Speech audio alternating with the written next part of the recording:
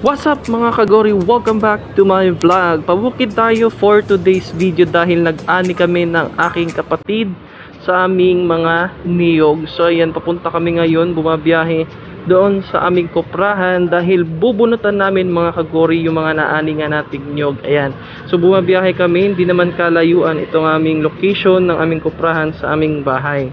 So for today's video mga kagori, meron tayong mga top fan o yung ating shoutout for today's video. So maraming salamat sa lahat ng mga patuloy na sumusuporta sa ating Facebook page at ating YouTube channel. Please like, comment, share, and follow this page and ating YouTube channel. So ayan, malapit na tayo dito mga kagori. Ayan, papakita namin sa inyo kung paano kami magbunot. So ayan, nandito na nga tayo mga kagori.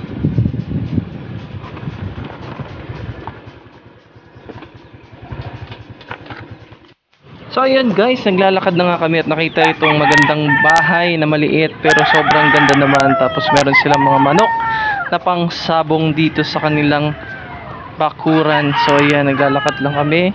Lakad lang tayo ng lakad. Ayan, may poultry din sila dito na maliit. Tapos nakaka-amaze lang itong tingnan mga kagori dahil meron silang mga tanim na ampalaya na maraming bunga. Ayan, so ito na nga, naglakad na kami. Lakad lang tayo, lakad. Tapos ayan, banda dito, bababa tayo, tatawid tayo ng maliit na sapa. So ayan, lakad lang tayo, lakad. So malapit na tayo makarating dyan mga kagori. Ayan, makikita tayo dito maraming manok. May mga Texas na manok ata to. So akala kasi nila kami yung may-ari sa kanila, papakainin namin sila, and then yan, nagsilapitan. Tapos bigla yan silang tatakbo. Woo! Yun, takbuhan. So yan yun Gori, aakyat tayo dyan. So ayan, dahan-dahan lang tayo sa pag-akyat at baka tayo ay mahulog madulas pabalik pababa. Ayan na guys, malapit na tayo dito sa ating kuprahan. Ayan, akyat na parang mga unggoy. Si Gori umaakyat ng bukid. Pagod.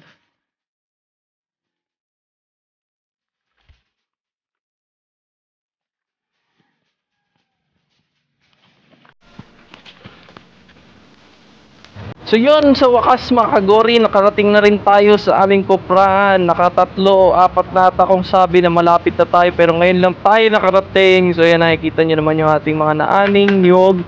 Tapos dito, yan yung ating tapahan. And then ito yung mga nabalatan na ni Brother Kagori ng mga nakarang araw. So yan guys, andito na kami and magsisimula na tayong magbunot.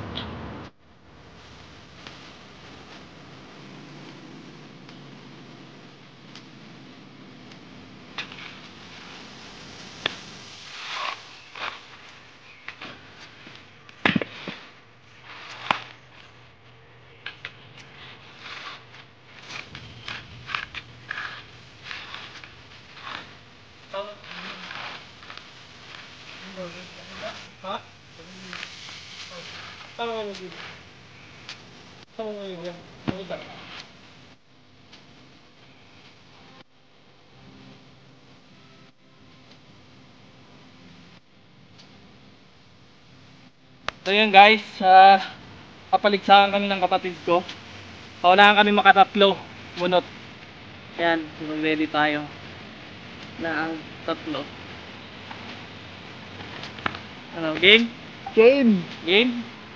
Okay. 1, 2, 3, go!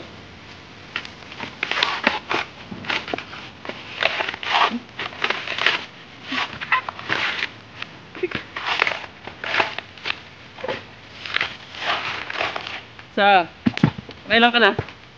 Sa.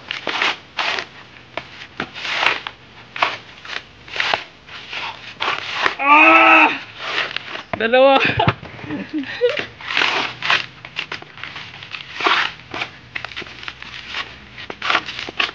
Ay!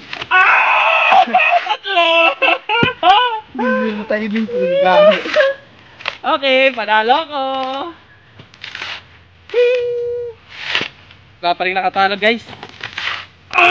So yun guys, sa sobrang uhaw natin nagbalat tayo dito, biniak natin yung bunganga ng nyog dahil inumin natin yan dahil naubos na rin yung ating tubig. Yan, inom, lagok, sige, tagay tayo ng tubig ng nyog mga kagori.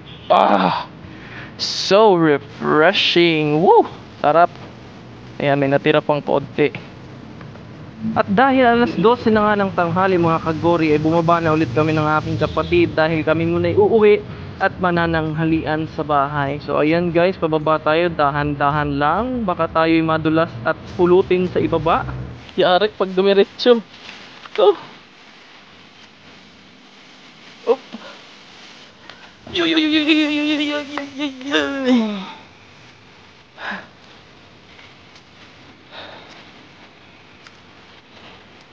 So yan guys, bago nga kami umuwi, naisipan namin ng aking kapatid na dumaan muna sa aming palayan para tingnan natin kung hinog na ba ang ating mga palay. So ayan, dito malapit lang naman yan din sa aming kinokoprahan mga kagori. So mga 1 minuto lang yan at makarating na rin tayo agad.